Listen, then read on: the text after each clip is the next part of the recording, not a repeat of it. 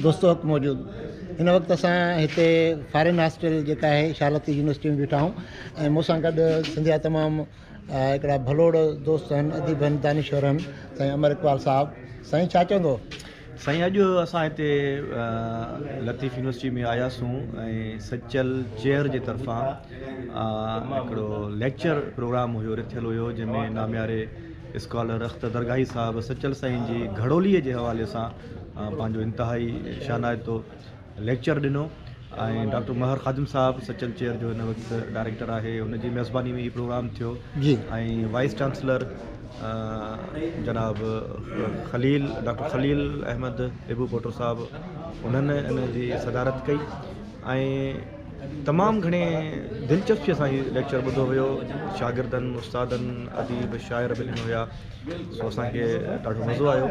सचल साईं जी घड़ोली जे हवाले सां जेके मौज़ू जे हवाले सां, सिन्फ़ जे हवाले सां केतिरियूं नयूं ॻाल्हियूं साम्हूं आयूं ऐं इंतिहाई काराइतो हीउ लेक्चर साबित थियो। ठीक है सर।